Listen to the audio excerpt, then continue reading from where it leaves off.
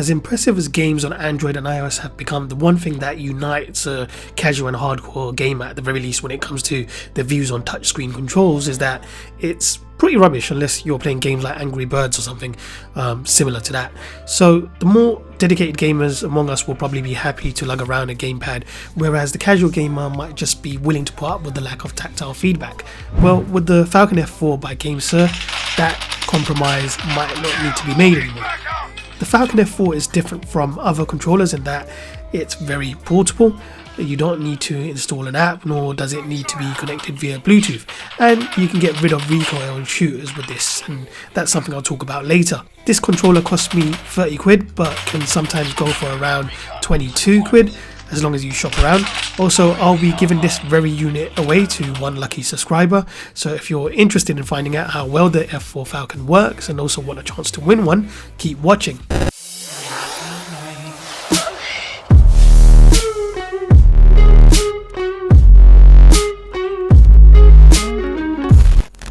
So this is the box for the Falcon F4 by GameSir. As you can see, the packaging is very small. It fits right on the palm of the hand. Anyways, let's get this thing open. The first thing inside the box is the user manual. It looks fairly extensive. Have a read of that if you want. Next, there's a thank you note, and looky what we have here. It's a USB-A to USB-C cable. That's great, GameSir. And finally, the Falcon F4 itself. The device is small and lightweight at just 113 grams. It's shaped a bit like a coffin though. Anyways, unfolding the wings gives you a satisfying click, and of course closing them gives you the same clicking sound too. You can see the blue spongy rubber padding here. It ensures your phone doesn't get damaged. On the top here, it even has a groove for your volume and power buttons so they don't get pressed during gameplay. That's definitely a well thought out design. Here you have the protruding pads with these tiny conductive pins. Pressing the trigger buttons emit a tiny electrical surge through these pins, which essentially your phone screen registers as a touch. On the top you've got the very clicky right trigger and left trigger buttons. Of course, both triggers also have a turbo button right next to them, which I'll explain a little later on. Right here in the middle you have the USB-C port for charging the built-in 90 mAh battery. It will take 1 to 2 hours to fully charge, but despite the size of the battery, GameSir does say you'll be able to use it for around 30 hours on a single charge, which is certainly reassuring. So in order to put this on your phone, there's a spring-loaded lever which you need to pull down. Another great thing about this lever is that it's what powers on the device, so pulling it down you can see the green LED lights turn on, indicating the device is powered on. The F4 Falcon is completely plug and play. It doesn't have Bluetooth, so it doesn't require pairing, and does away with the input lag you might normally get because of that. Simply place the Falcon on your phone. It's OS agnostic, so it will work with iOS or Android, as long as your phone is below 10mm in thickness, has a width between 66 to 85mm, and ideally less than 170mm in length. In order for this to work with the game you want to play, the game needs to allow you to adjust and drag the virtual buttons. So here on Call of Duty Mobile you can see that's possible. I'm just going to move the weapon fire button below the right triggers pad and the ADS button below the left pad. I suspect that's how most people want it set up, but you're free to set it up as you like. So here in the practice range, it definitely feels like the triggers are very responsive and tactile.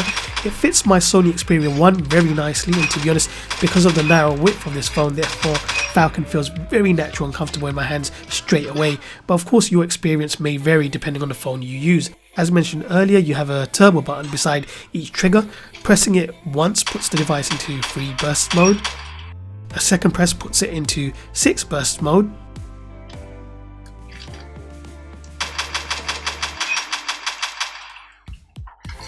Pressing the turbo a third time puts it into 9 burst mode. The fourth press will put it back into default. You can see how this will be really useful. Normally holding down the trigger button will give you lots of recoil and move your crosshairs all over the place. A pro gamer will obviously be able to compensate for this, but being able to take shots in bursts generally means more accuracy, and of course you'll use less ammo doing so. Here's an example of turbo mode off on the left and free burst mode on the right. You can see how little recoil there is when you put it into burst mode. It's very noticeable and will definitely give you that edge if you're a beginner, but bear in mind that if you can compensate for the recoil, emptying your mag quickly on someone will be much more meaningful. Regardless, the burst mode is a great feature that I'm looking forward to using. Now, I've been using the F4 Falcon for the last 2 weeks, mainly with COD Mobile, but it will work perfectly fine with games like Pubg, Fortnite, or any other game that allows you to adjust the on-screen controls. And at least in my opinion, although this controller is primarily designed for shooters, it will work with other games too. It just doesn't feel as useful or necessary with games like these, so your best bet is to stick to shooters. The biggest problem I've had with mobile shooters is the inability to move, aim and fire your weapon at the same time. Yes, COD does have a button which allows you to aim down the sights and fire at the same time, but using that takes away some of the granular controls I enjoy using. I mean, what if I wanted to hip fire? The F4 Falcon pretty much solves this problem for me. It means at all times I'll only need to have my thumbs on the screen and my index fingers don't need to get in the way. It's such a small change, but it's significant enough to make a huge difference to how you play. It just feels so natural and comfortable to play this way. It's even improved my kill death ratio so much that I think my younger self from my wasteman days of playing Call of Duty all day and night will be proud of. Shut up! I don't care if it's your care package. Finders keepers, mate.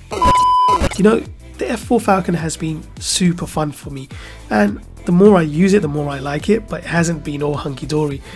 There have been times where, for no apparent reason, my weapon would just fire without me having pressed the trigger button, and switching to a burst mode had no effect. It would fire until the mag emptied, reload, and then do it again. So although initially there was no apparent reason why this was happening, I now believe the reason why it was happening was because I didn't align the capacitive pads with the on-screen buttons very well. After doing this, the problem stopped. So just make sure you put the F4 Falcon onto your phone properly. So let's be clear, the GameSir F4 Falcon isn't going to be as good as a dedicated gamepad. Putting it on your phone isn't going to turn it into a Nintendo Switch, and as far as I'm concerned, it's not going to be useful for games other than shooters like COD or Fortnite. But if shooters are the type of games you enjoy playing, then the F4 Falcon will make playing them easier and more fun without getting all those damn fingers in the way. It's comfortable to use and it's super portable. Fold it up and just stick it in your pocket or bag. It's super convenient and easier to game on the go. It's not going to turn you into a pro gamer, but will certainly give you a leg up, especially when you're using burst mode. At 30 quid, you might be better off buying a proper Bluetooth gamepad, but due to its size and overall convenience, I actually quite like it, and I would highly recommend it to anyone. If you're interested, you can find the link to the product page in the description below, but now onto how you can actually win this very unit.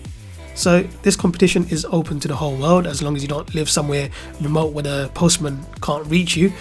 These are the steps you need to take in order for a chance to win. You need to be a subscriber to this channel.